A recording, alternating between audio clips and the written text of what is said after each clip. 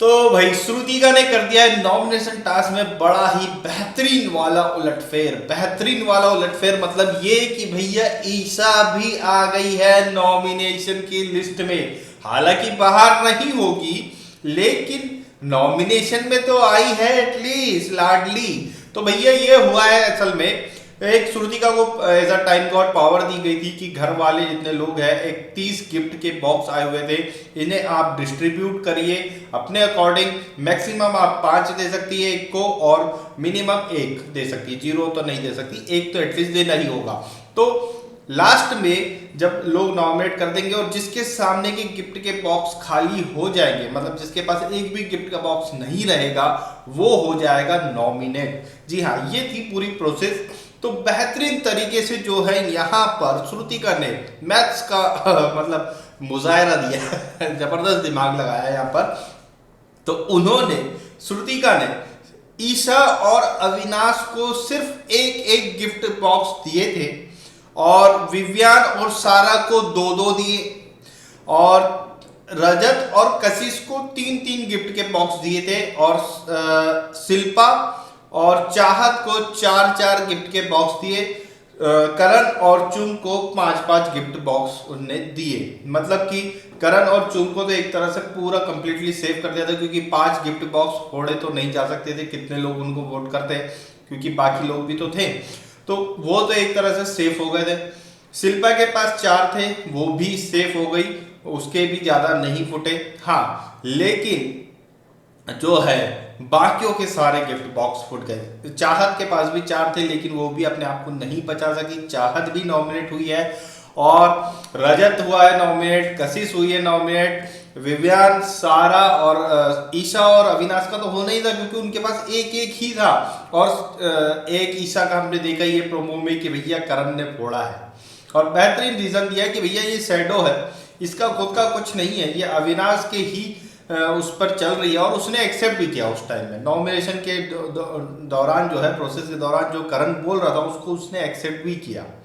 तो बिल्कुल एक्सेप्ट किया कि भैया मेरा कुछ नहीं है, मैं सिर्फ इन्हीं के हिसाब से चल रही हूँ, तो इसलिए नॉमिनेट भी हुई है। लेकिन हालांकि ये जरूर है, उसे ये भी क्लियर है कि मैं बाहर नहीं होने वाली हूँ और चूंकि अभी सारा भी है, कशिश भी है, तो ये दोनों के ऊपर तो मतलब उसे ईशा को बाहर नहीं निकाला जाएगा, ये दोनों को ही निकाला जाना है।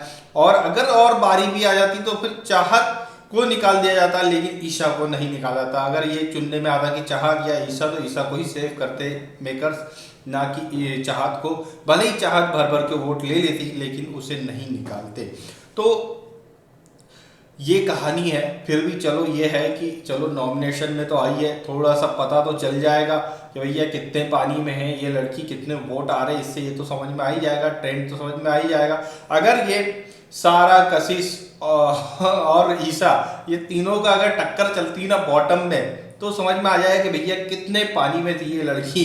और इसको जब ये बाहर निकलेगी और इस वोटिंग ट्रेंड को देखेगी तब तो थोड़ा सा समझ में आएगा इसको। भले ही यहाँ पर कितने भी सपोर्ट की वजह से टॉप पर चले जाए, लेकिन बाहर निकल के तो समझ में आएगा। क्योंकि एलिस को समझ में आया, एलिस जो कि बाहर निकली, उसे लगा था बड़ा बेहतरीन मजा आएगा बाहर जाकर के, लेकिन जिस तरह से लोगों ने उसके ऊपर सवालों के बौछार करी थी, उसके बाद तो उस बंदी ने बिग बॉस की बात करना ही बंद कर दिया। अभी तो कुछ दिनों से दिख भी नहीं रही है, बाहर भी नहीं निकल रही है। इवन जब भी बाहर निकलती थी लोग बिग बॉस के सवाल करते थे, पेपराजी वाले रिपोर्टर से बिग बॉस पूछते थे, तो वो साफ बोल देती थी बिग बॉस की बात नहीं करना, नहीं तो मैं चली जाऊंगी, मैं फोटो नहीं दूंगी, ये साफ बोल देती थी। उसको समझ में आ गया था भैया बहुत बुरा हाल हुआ है, तो वही चीज तो एटलीस्ट इसको बाहर आके फिर समझ में आएगी। तो ये है नॉमिनेशन की पूरी प्रक्रिया, श्रुतिका के हाथ में थी पावर और श्रुतिका ने खेला है बड़े जबरदस्त तरीके से एक गेम और फंसा दिया है अगली टीम को, अपनी टीम को बचा लिया है। जैसे कि मतलब एक पाप अपने उसने धो ली, ऐसा कह सकते हैं। दिग्विजय को बाहर निकालने वाला जो पाप हुआ था, वो पाप उसने यहाँ धो ली अपनी इस टीम को बचा के। और फिर से जो है वो चुम की एक ग्रुप जो है बन गई है, फिर से श्रुतिका उसमें शामिल हो गई है। तो ये हुई है पूरी की पूरी कहानी। तो कशिश और सारा पर और जो है चाहत, तो चाहत को खैर वोट बहुत ज़्यादा आते हैं, वोट के बेसिस पे निकाला जाए तो उसे वो नहीं निकलेगी। ईशा, इसको पता चल जाएगा कि ये कितने पानी में है। बाकी के जो नाम है विवियान, करण तो है ही नहीं, रजत और अविनाश ये ऊपर ही रहने वाले हैं वोट के अकॉर्डिंग।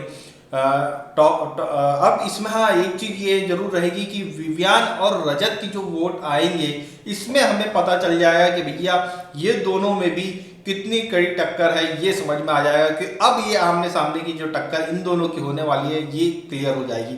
अगर करण भी होता तो यहाँ तो पूरा समझ में ही आ गया होता, ये ट्रेंड जो वोटिंग का ट्रेंड आता उसमें पूरी कहानी क्लियर हो जाती कि भैया कौन कितने पानी में है। लेकिन करण नहीं है, लेकिन विवियान और रजत की भी वोटिंग ट्रेंड को देखना इंटरेस्टिंग होगा। आप लोगों की क्या राय है हमें कमेंट करके जरूर बताएं।